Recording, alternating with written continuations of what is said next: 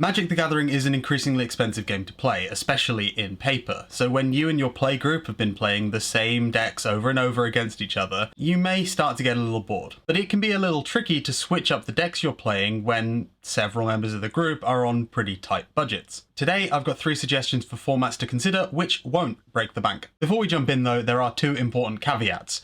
Firstly, this list is purely focused on 1v1. I would love to do a video like this on multiplayer formats, so if you have any suggestions for what I should include in there, please drop them down in the comments. I'd love to read them.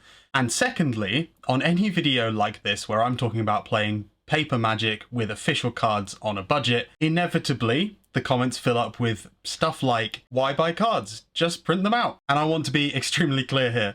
Tapped Out is a budget-focused channel. I have made videos about proxying in the past, and I will make many more in the future, I'm sure. But one of the joys of using proxies is that every card is a 30-cent card, and that means you don't have to worry about budget format restrictions. You may as well play Modern or Legacy or Pioneer or Standard when every card costs the same no matter what. A 60-card deck is a 60-card deck. They all cost the same when you're proxying. So the rest of this video is far more focused on formats that make most sense to play with official cards, but on a budget. So with that out of the way, here's our first format. Naturally, I can't make a video about budget Magic formats without mentioning the OG, the GOAT, the first ballot Hall of Famer, Pauper, or as it's known when the YouTube automatic captions listen to an American talk about it, Popper. It follows the standard 1v1 deck building rules, in fact all of these do, as in a minimum of 60 cards in your main deck, a 15-card sideboard, and no more than 4 copies of any given card except basic lands, and cards which tell you can have more than 4 of them, like Rat Colony or whatever. The twist in Pauper is that cards are only legal in the format if they've been printed at common rarity at some point. Of course, there are some bans here and there as well, but at the time of writing, that's over 9,400 different cards that you can choose to build your deck with. And that means a load of different archetypes are completely viable in this format. And because it's genuinely successful, I mean, you can play it on Magic the Gathering Online, you may even be able to play it at a local game store. The metagame is pretty well established, and there are loads of decks that you can choose from if you're not that comfortable building one yourself. And unlike a lot of formats, homebrews in Pauper tend to hold up pretty well against the meta decks you may get off MTG Goldfish or whatever. So if you do end up net decking, you might not end up dominating your playgroup, which is a nice bonus.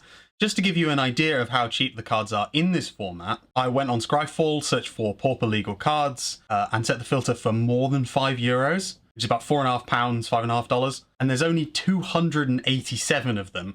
And I know that number is too high because it's showing me specific printings that cost more than 5, even when other printings of the same card cost pennies. If we switch to €1, it's still only 671 cards, and again that's inflated by specific printings. So Pauper is absolutely an affordable option to consider. But if you're looking for something a little bit less mainstream, a little bit less common, you could always try this next format.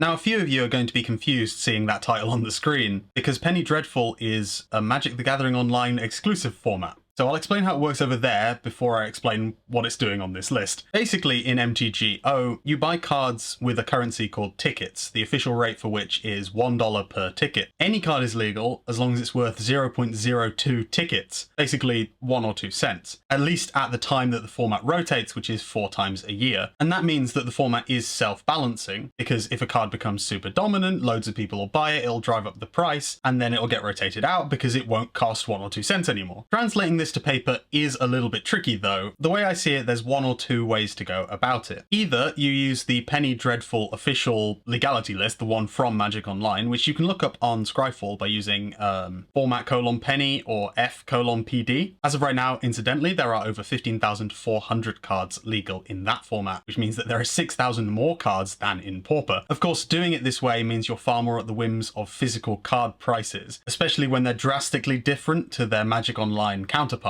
Aetherflux Reservoir, for example, is completely legal in Penny Dreadful, but it costs €6 in paper, and it's far from the worst offender. So if I was going to do this, I think I would prefer to just trust my friends, set a price of say 10 cents, and then build decks based around that. And as long as each card didn't cost more than 10 cents when you built the deck, it's completely legal to play with. It's just a friendly game you're playing with mates anyway. Who really cares as long as they're following the spirit of the thing, you know? But if you don't trust your friends to not massively overspend on their decks, I do have one more suggestion for you. I'm a big NASCAR fan, as you might be able to tell from the hat and the sim racing rig behind me.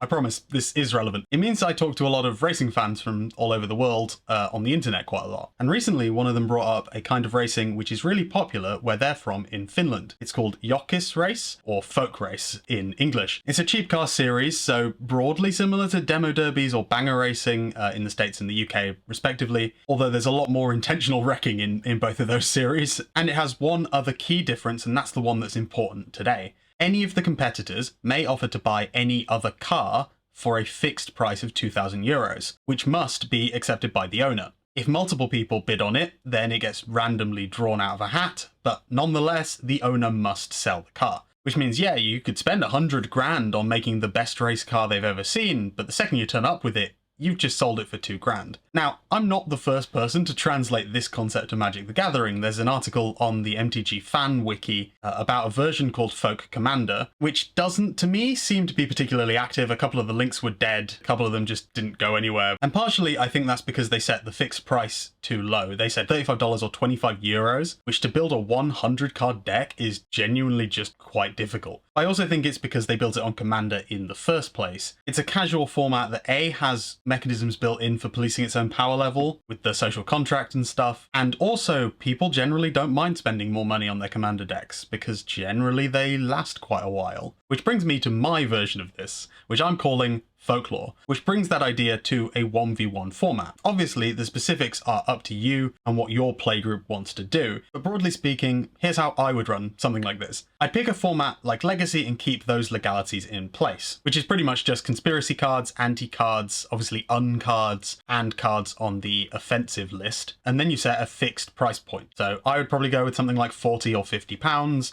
obviously localize that to your currency and your playgroup's budget and such, and then you're off to the races, as it were. You meet up, you sit down, you play your games, and at the end of the night, the players with the worst decks probably end up bidding on the best decks, and you sort out who's won those. The players that just lost those decks will probably want to try and buy someone else's, and you go through that, and then you leave and probably all come back and do it again next week. When I've told people about this in passing, they do often seem to be a little bit concerned, mainly because they're worried that if they bring a good deck and someone buys it, then they're just out of deck and they somehow have to build an entire new deck within a week. And that's just simply not the case, because the only reason someone would leave with fewer than one deck is because they chose not to buy anyone else's. Yes, you might end up with the worst deck, but next week you can just buy the best one back. But if you needed to, you could put in a rule that says no one's allowed to leave with more than one deck. That way you guarantee everyone walks away with something. Of course, it does mean you could turn up with £1,000 cards in your deck, but if you did, you'd basically just be a charity to your friends, as one of them would immediately buy it and then take them out and then probably sell them. So it's largely self-policing on cost based on that mechanism. You do have to worry about someone saying, no, I'm not selling my deck. But honestly, my solution to this is pretty simple. Don't try and start this at a local game store with randos. Do it with friends you actually know and trust. That way, if they do screw you over, you can just bully them about it for years.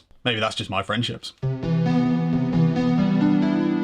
But that's the list. Those are the 3 formats. Let me know down in the comments what you think of them, and if you're gonna consider trying any of them out. Thank you all so very much for watching, and I will see you next time.